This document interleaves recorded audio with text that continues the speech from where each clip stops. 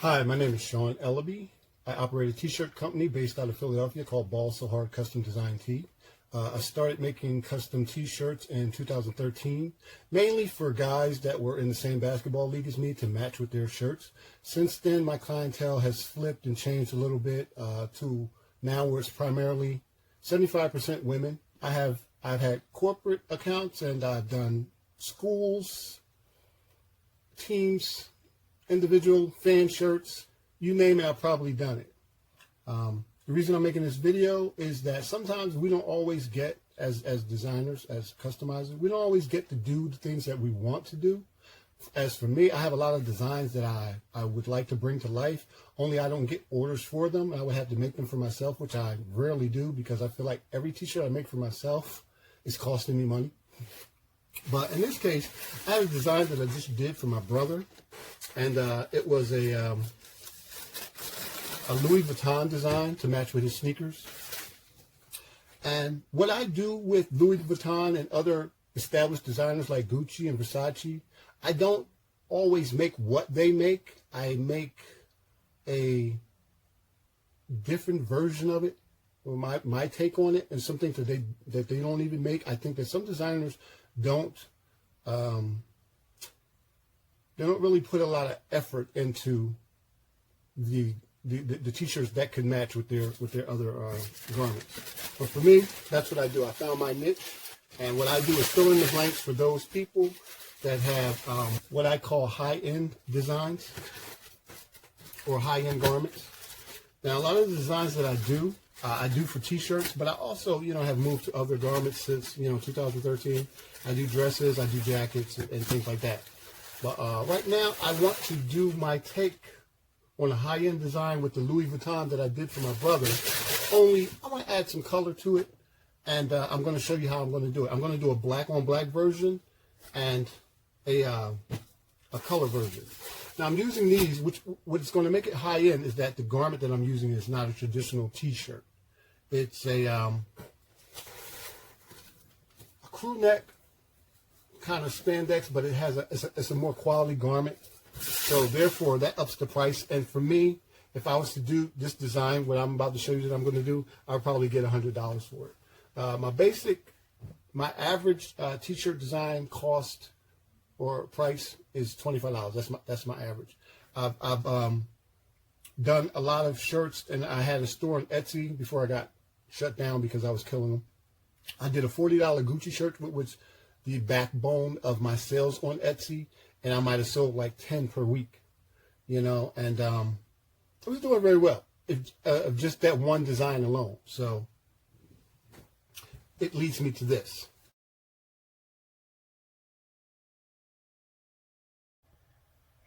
Now, this design is going to be a colorized version of that design. That design was metallic and a new material called brick by Siser, or Siser, I'm not sure exactly. But this is going to be the same design, only I'm going to add a splash of color to it. Now, if you look closely, this is the design that I ended up with. But initially, I started, and it's a 5-color design, actually. There's 2 color blues, navy and royal. Well, I initially started to do each element in its own color. Like I would make that round part yellow, and that one, that triangular or square, green. But then I decided it looked too orderly, and I wanted it to look like I dropped Skittles or confetti on the ground. I wanted it to look random. So what you have to do is, piece by piece, you have to go in and colorize each one of your elements. I'm going to be using terminology that is just for me. I don't know what everybody else in the industry calls it, but for me, when there is a different section of a design, I call it an element. All right. So this solo design has 5 different elements in that it has 5 different colors. So I'm going to basically pull each color off of this design, put it on its separate page, and make it a design of its own, only to later overlap them to recreate this design on a shirt. And what that will look like is this. Okay? As you can see, I'm going to back it out a little bit. Each color you see here is a section of the design or a different element. There's green, yellow, red, blue, and navy blue. Okay, so that's 5 colors. And I'm going to put it on a white shirt. There's also a black design that I'm going to do black on black. This is also the navy. This part here is the navy design. This is the black on black design. All right. I'm going to cut that out of a material that's relatively new. It's called brick. It has possibilities, as I have done some designs with it already, which I'll show you here.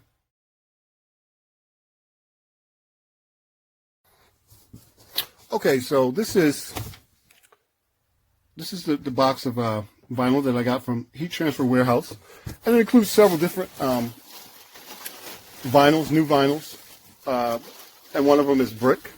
I have brick in all the colors that it came in, and the colors that I'm going to use for this design are red, yellow, let me see, the 2 blues, green, and black. So it's 6 altogether. In fact, I think I have some black under here that will suffice. It's under here in my scrap box. And this is also something you need to know.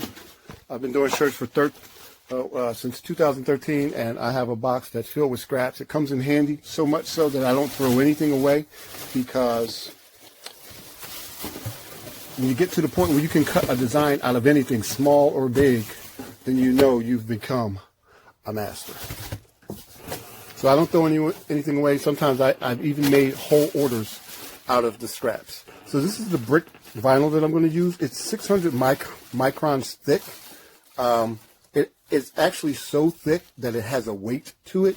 And it gives the shirt a 3D effect, and it has a presence. And it really looks high end once you get it together. Okay, these are the shirts that I'm going to use. These are crew necks. They're very stretchy. They're more like mock necks.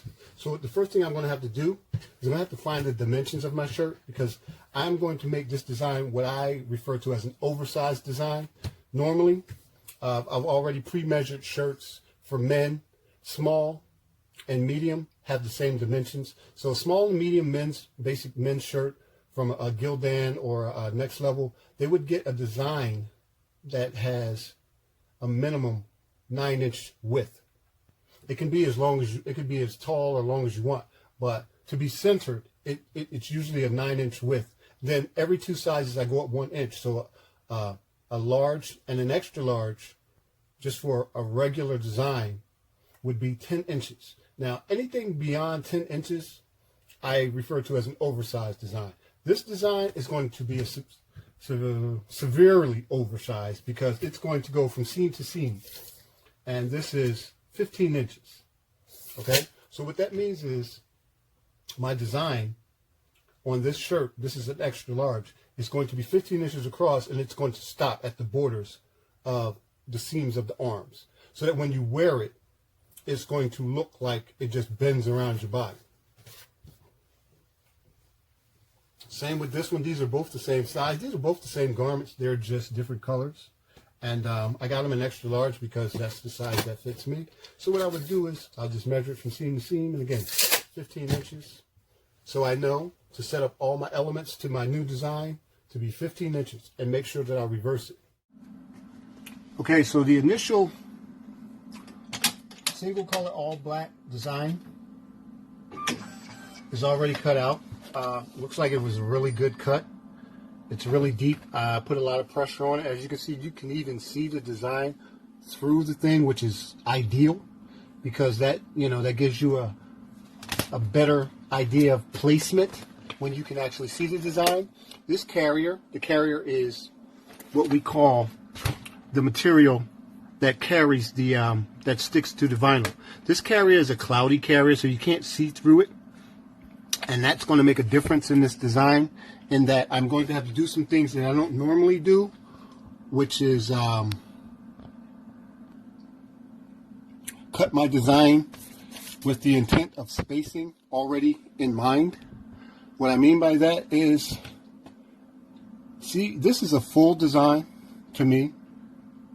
And by full, I mean there is no negative space not being used on this design. It's a fairly intricate design, and it is really full with detail. This one, on the other hand, is not. Normally, and this is the blue, the navy blue element of the colorful shirt. This, let's call it the Skittles shirt. I would normally put something in here, like my logo, and just remove it and cut it out when it's done cutting, and use it for another shirt, because I don't do all this negative space. I don't waste vinyl like that. But since what I normally do is use a center cut line, it won't make a difference with this design because you can't see through the carrier. So I'm going to have to make the carriers of all the elements, of all different color elements, the same width, so that when it comes time to place them inside this, I'll be able to just use the parameters of the I know I make it sound so scientific. I'm going to use the parameters of the design that already laid down. It's almost like I laid the groundwork, and then everything else is filling in this area here. You'll see it as I do it. It'll become less complicated. I'm going to assume that everyone knows what weaving is. It's the process of peeling away the design areas that you don't need and leaving the ones in place that you plan to use as the design. So I'm not even going to, record that. I'm just going to show you how I get this design out and the size of it. Yeah, I'm better with the scissors than I was showing. So here's the design. Here's what it's going to look like.